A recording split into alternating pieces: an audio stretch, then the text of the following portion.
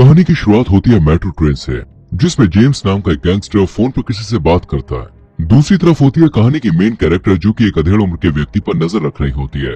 तभी उस अधेड़ आदमी का न्यूज़पेपर एक लेडी से टकरा कर कहीं गुम हो जाता है। इधर जेम्स ट्रेन से बाहर निकलते हुए जोहाना से टकरा जाता है। अब ये तीनों, जो एक दूसरे को बिल्कुल भी नहीं जानते हैं, ये एक ही स्टेशन पर उतरते हैं। यहाँ जोहाना उस अधेड़ आदमी का पीछा करते हुए एक रेस्टोरेंट में जा पहुँचती है। अब सीन शिफ्ट होता है और एक मोटू भाई साहब हमें देखने को मिलते हैं। इस मोटू का नाम था मैक्स। इनके बाद सीन फिर से शिफ्ट हो जाता है और हमें एक बिल्डिंग पर जेम्स दिखाया जाता है, जो वॉकी टॉकी पर किसी को कमांड दे रहा था। तभी हमें पता चलता है कि जेम्स ने एक बिल्डिंग की गाड़ी में बॉम्ब सेट कर रखा था, जिसे वो ब्लास्ट कर देता है। ब्लास्ट के चलते उस बिल्डिंग में आग लग जाती है। तभी फायर ब्रिगेड की टीम आती है, लेकिन फायर ब्रिगेड के साथ साथ यहाँ कुछ लुटेरे भी आते हैं, जो बैंक में घुसकर बंदूक के नोक पर चोरी करके वहाँ से भाग जाते हैं। तभी जेम्स को वहाँ पुलिस आती हुई दिखाई देती है। वो तुरंत ही मोटू मतलब मैक्स को पुलिस के बारे में बताता है और मैक्स ट्रक लेकर उन पुलिस वालों की गाड़ियों के सामने पहुंच जाता है और दूसरी तरफ से भाग निकलता है। इस तरह हमारे दिमाग की ट्यूबलाइट चलती है और हमें समझ में आता है कि ये सब रॉबर्स यानी कि लुटेरे हैं जो चोरी करते हैं। अब सीन दोबारा जोहाना और उस बूढ़े शख्स पर आकर टिक जाता है, जहाँ काफी देर के बाद वो बूढ़ा शख्स जोहाना के पास आता है और कहता है, मैं देख रहा हूँ कि तुम मेरा पीछा कर रही हो। तुम कल भी मुझ पे नजरें रखी हुई थी और आज मेट्रो में भी, और अब यहाँ। इस पर जोहाना कहती है, ये गलतफहमी हो सकती है। इतना कहकर जोहाना वहाँ से जाने लगती है, लेकिन वो बूढ़ा आदमी उसका हाथ पकड़ लेता है और उससे पूछता है, बताओ मेट्रो में वो औरत मुझसे कब टकराई थी। इस तरह वो सारी टाइमिंग पूछता है, लेकिन जोहाना भी सारे जवाब दे देती है। बस एक सवाल का जवाब जोहाना नहीं दे पाती, और वो ये है कि वो न्यूज़पेपर कहाँ गया जो उस अधेड़ के हाथ में था।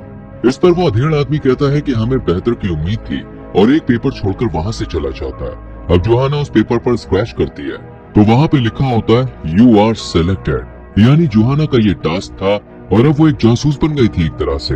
अब सीन दिखाया जाता है अंधेरी रात का, जहाँ वो चोर अपना अपना हिस्सा बांट रहे थे।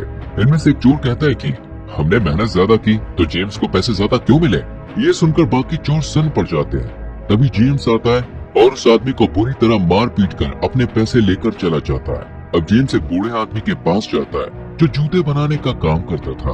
असल में जेम्स ने चोरी की ट्रेनिंग इसी से ली है, क्योंकि ये शूमेकर पहले एक चोर हुआ करता था और अब इसके पास जेम्स का पासपोर्ट था, जिसे देने के बदले वो उससे अपने काम करवा रहा था। और अब वो जेम्स को एक और टास्क देता है। अब कहानी आ जाती है उस अधेड़ के ऑफिस पर। असल में इस अधेड़ का नाम था चीफ हॉन्ग, जहाँ जोहाना आती है। चीफ हॉन्ग उसे सबसे मिलवाता है। यहाँ पे हम देखते हैं कि चीफ हॉन्ग की टीम का नाम जानवरों की तरह था, जैसे मंकी, स्लॉथ, मोल, वाइपर, ऑस्ट्रिच और स्क्विरल। अब ये सब लोग मैक्स, जो कि सीसीटीवी में हल्का सा दिखा था, उसकी तलाश में निकल जाते हैं।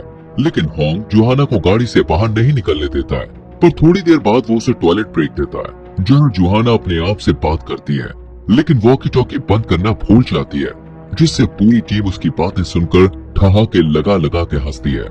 अब हमें जेम्स दिखाया जाता है, जो एक और चोरी करने में कामयाब हो जाता है। तभी वो एक आदमी को देखता है जो सामने वाली बिल्डिंग से उसकी तस्वीरें निकाल रहा था। जेम्स फौरन ही उस बिल्डिंग में गया और उस फोटोग्राफर को राम प्यारा कर दिया।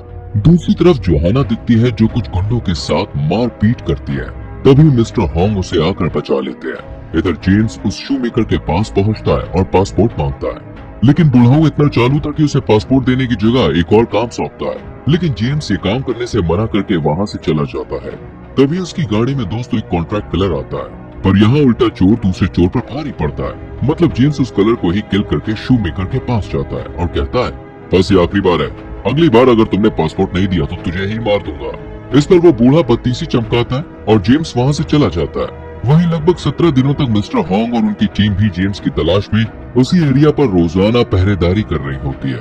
तभी कहानी में आता है दोस्तों एक ट्विस्ट। असल में जोहाना, जो रोजाना कार में बैठे बैठे पक चुकी थी, वो मेंटोस खाती है और दिमाग की बत्ती जलाकर हॉन्ग के पास पहुंचती है और एक मैप के जरिए उसे समझाती है कि अब तक मैक्स शहर के 3 एरियाज में देखा जा चुका है, लेकिन ये तीनों वही एरिया है जहाँ चोरी हुई है। और ये तो आप जानते ही है कि चोर कभी भी चोरी वाली जगह पर नहीं आता है, यानी कि अब वो आएगा शहर के मिडिल पार्ट में जहाँ चोरी हो सकती है।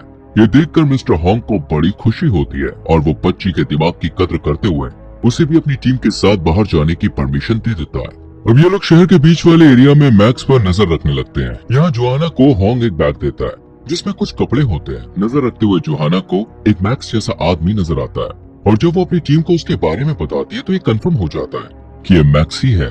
तभी होंग जोहाना को कहता है कि अपना लुक बदल दो ताकि वो तुम पर शक ना कर पाए। इस पर जोहाना चलते चलते ही कॉप से एक नॉर्मल गर्ल में परिवर्तित हो जाती है। तभी वो आदमी बोले तो मोटू एक दुकान में जाता है जहाँ स्क्विरल पीछे के दरवाजे से जाकर उसका असली चेहरा देख लेता है और उसे पहचान लेता है। इसके बाद जोहाना कुछ सिक्के पर्स में भरकर मैक्स के साथ एक ही लिफ्ट में सवार हो जाती है और जब मैक्स अपने कमरे में जा रहा होता है तो जोहाना अपने सिक्के गिराकर उन्हें उठाने के बहाने उसका कमरा नंबर देख लेती है। अब जोहाना वहाँ से चली जाती है और स्क्वायर वहाँ आकर कई सारे स्पाई कैमरा उसके घर के बाहर लगा देता है। इस तरह ये लोग मैक्स पर नजर रखने लग जाते हैं। तभी एक दिन मैक्स अपने घर के बाहर ढेर सारा कचरा रख देता है। जोहाना उस कचरे को लेकर सबूत ढूंढने लग जाती है। यहाँ उसके साथ होंग भी होता है। तभी दोनों को कचरे में कुछ कागज के टुकड़े नजर आते हैं जिन्हें एक साथ रखने पर पता चलता है ये एक सुडोकू पजल है जिसे किसी ने जानबूझकर गलत खेला है। जोहाना इस बारे में पता लगाती है। अगले दिन मिस्टर होंग उस बिल्डिंग में पहुंचता है जहां जेम्स ने उस फोटोग्राफर को मारा था। घंटों दिमाग मारने के बाद होंग को समझ में आता है कोई चोरों को चोरी वाले स्पॉट के सामने वाली बिल्डिंग पर चढ़कर निगरानी करता है या उन्हें कमांड करता है। वहीं होंग की टीम को पता चल जाता है कि पजल का रॉन्ग आंसर असल में शहर के स्टॉक मार्केट का आईपी एड्रेस था, यानी अब चोरी यहाँ होने वाली थी। इधर मिस्टर होंग की टीम इन चोरों के अपार्टमेंट में स्पाई कैमरा लगाकर ये पता कर लेती है यही वो चोर है जो बैंक में चोरी कर रहे हैं। चोरों की मीटिंग खत्म होते ही होंग इनके पीछे जा ही रहा होता है कि तभी उसकी नजर जेम्स पर पड़ती है, पर वो उस पर इतना ध्यान नहीं देता है। अब जेम्स स्टॉक मार्केट के सामने वाली बिल्डिंग पर जाता है और पुलिस को देखकर अपने चेले चपाटियों से कहता है कि वापस आओ, अब हम चोरी नहीं कर पाएंगे। और इतना कहकर वो बिल्डिंग के नीचे उतरने लगता है। लेकिन मिस्टर होंग उसी बिल्डिंग के टॉप पर जा रहे होते हैं। ये बात जेम्स को पता चल जाती है और वो जैसे तैसे खिड़की से कूदकर वहाँ से भाग निकलता है। इधर चोरों और पुलिस के बीच चोर पुलिस का खेल होता है और एक लॉन्ग ड्राइव के बाद जो एक्सीडेंट होता है उसमें सभी चोर मारे जाते हैं। वहीं होंग और जोहाना जेम्स को ढूंढते हुए एक ब्रिज के पास आते हैं। लेकिन यहाँ जेम्स को ढूंढ पाना थोड़ा मुश्किल था क्योंकि अब तक ये लोग जेम्स को पहचाने भी नहीं थे। इसलिए होंग अपनी टीम से जेम्स को फोन करने को कहता है। असल में दोस्तों ये लोग सैटेलाइट के थ्रू जेम्स का नंबर ट्रैक कर चुके थे। अब एजेंसी के कॉल करने पर जेम्स फोन उठाता है, लेकिन उसके साथ साथ 3 लोग और फोन पर बात करना शुरू कर देते हैं। ऐसे में पता लगाना मुश्किल हो गया कि जेम्स है कौन, लेकिन जेम्स को समझ में आ गया कि ये उसे फंसाने की एक चाल है। इसलिए वो फोन को स्विच ऑफ करके बात करने का नाटक करते हुए होंग के सामने से निकलने की कोशिश करता है। लेकिन तभी होंग की नजर उस पर पड़ती है और उसे याद आता है कि ये तो शेयर मार्केट वाले स्पॉट पर भी था, अब यहाँ भी है, मतलब यही हमारा शिकार है। होंग जेम्स का पीछा करने लगता है। वहीं जेम्स भागता हुआ मेन रोड पर आ जाता है। जो स्क्वायर ट्रैफिक पुलिस के कपड़ों में उससे आईडी प्रूफ मांगने लगता है। दूसरी तरफ जोहाना ये देख रही होती है, तभी उसे कुछ गड़बड़ नजर आती है और जब वो स्क्वायरल के पास जाती है तो देखती है जेम्स ने किसी नुकीली चीज से उसकी गर्दन पर वार किया है। मिस्टर होंग और जोहाना स्क्वायरल को फौरन हॉस्पिटल लेकर पहुंचते हैं, लेकिन स्क्वायरल को बचा नहीं पाते। इधर जेम्स उस शू मेकर को मारकर अपना पासपोर्ट ले लेता है। कुछ दिन बाद जोहाना अपने घर पर होती है, तभी उसे अपना पहला दिन याद आता है। जब वो उस ट्रेन में थी तभी उसके दिमाग की बत्ती फिर से चलती है और उसे याद आता है कि ट्रेन में उससे एक शख्स टकराया था और वो जेम्स ही था और उसके हाथ में पोस्टर था, यानी वो किसी मार्केट का रेगुलर कस्टमर होता है। इस तरह जोहाना समझ जाती है कि आज संडे यानी कि रविवार है और जेम्स आज मार्केट में जरूर आएगा। अब जोहाना भी उस मार्केट में पहुंच जाती है, तभी उसे जेम्स जैसा एक आदमी नजर आता है। जोहाना होंग को सब बता देती है। इतने में जेम्स एक मार्केट के अंदर घुसता है। वो उसके पीछे पीछे उसी मार्केट में चली जाती है। तभी जेम्स उसके पास आता है और कहता है, तो मेरा पीछा क्यों कर रही हो? अब जोहाना कुछ कह पाती है इससे पहले ही वहाँ मिस्टर होंग पहुंच जाते हैं और जेम्स वहाँ से उठकर चला जाता है। अब जोहाना देखती है कि जेम्स टेबल पर रखा चाकू उठाकर लेके आए। वहीं मिस्टर होंग जेम्स का पीछा करते हुए उसके पीछे जाते हैं। जोहाना फौरन वहाँ जाती है और देखती है कि जेम्स ने होंग को चाकू मारकर घायल कर दिया है। लेकिन होंग के कहने पर जोहाना जेम्स के पीछे जाती है, पर तेज बारिश की वजह से वो उसे देख नहीं पाती। लेकिन जैसे ही बारिश रुकती है तो वो उसे देख लेती है। इधर एजेंसी के लोगों ने होंग को बचा लिया था। अब वो सब जोहाना पर सैटेलाइट के जरिए नजर रखते हैं। लेकिन कुछ देर के बाद ही सैटेलाइट का सिग्नल डेड हो जाता है। सिग्नल डेड होते ही होंग दिमाग दौड़ाता है तो उसे समझ में आता है कि शहर का बाउंड्री वाला एरिया ही है जहाँ इस समय सैटेलाइट सिग्नल डेड है।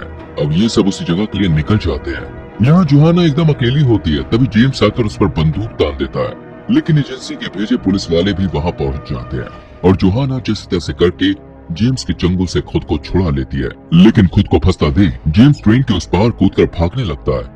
तभी सामने से मिस्टर होंग आकर उसे शूट करते हुए स्क्वायरल की मौत का बदला ले लेते हैं। अब कहानी के अंतिम दौर में स्क्विरल का फ्यूनरल होता है और कुछ टाइम के बाद जोआना एक आदमी से टकराती हुई हॉन्ग को फोन करती है कि ये वही है। अब ये कौन है? असल में ये जेम्स का दोस्त है जिसके बारे में ये लोग पता लगा रहे हैं और इस तरह कहानी हो जाती है खत्म।